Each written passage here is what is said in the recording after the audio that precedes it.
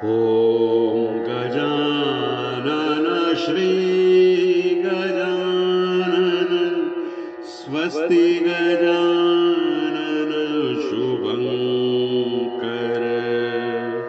देव गजानन गुरु गजानन स्वामी गजानन शुभंकर ॐ गजानन श्री गजानन स्वस्ति गजानन शुभंकर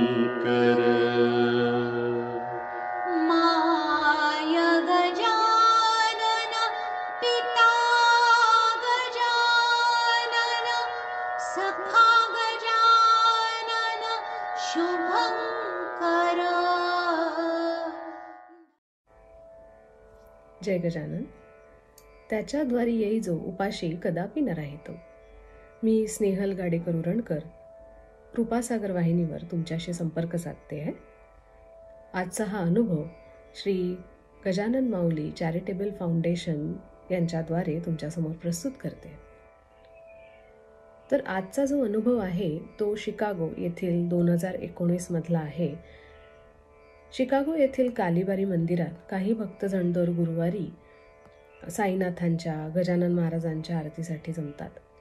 5 आरत्या, गजानन महाराजांचा गणगण गणातभोवतीचा जप, साईनाथांचा 5 मिनिटाचा जप, त्यानंतर गजानन बावन्नी, कोणाला काही अध्याय वाचायचा असेल तर तो.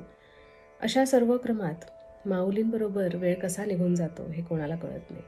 आजच्या धकाधकीच्या जीवनात थोडा का होईना पण हा वेळ खरंच एक सुखद अनुभव देऊन जातो.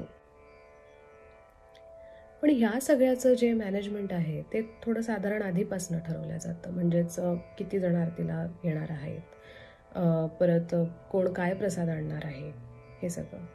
त्या दिवशी खिचडी, रायता, लोणचं असा सगळा प्रसाद आणण्याचं ठरलं होतं. 30 जण येतील असा अंदाज होता. पण बघतात तर काय, जेव्हा मंदिरात गेले तेव्हा तिथे 20 जण आधीच आरतीसाठी आले होते. आता 30 जणांसाठी आणलेला प्रसाद 50 जणांना कसा पुरणार याची चिंता होती. नामस्मरण, आरती सगळं व्यवस्थित पार पडलं आणि आता प्रसादासाठी 50 जणांना कसं काय वाढणार हा विचार भक्तगण करत होते. असं ठरलं की सगळ्यांना पुरेल तेवढा आपण वाढूया, शेवटी तो प्रसाद आहे आणि कोणालाही प्रसाद मिळाला नाही असं होणार नाही. पण अचानक तिथे मंदिरातले व्यवस्थापक आणि पुजारी हे सुद्धा प्रसादासाठी आले आणि बघतो तर भांड्यांनी आधीच तळ गाठलेला होता. आता काय करायचा हा विचार सगळ्यांना पडला. तेवढ्यात पुजाऱ्यांना आठवलं की काही वेळ आधी एक अनोळखी बाई एक ट्रे घेऊन प्रसाद घेऊन आलेली. तर त्यांनी पटकन पुजाऱ्यांनी गेले आणि तो ट्रे उघडला. बघतात तर काय, तिथे 15 ते 20 जणांना पुरेल अशी खिचडीच त्या बाईने आणून दिलेली. आता तिने सुद्धा खिचडीच का आणावी आणि ही बाई कोण होती हे कोणालाही माहिती नाही. कधीच तिला बघितलं नव्हतं. हा चमत्कारच नाही का?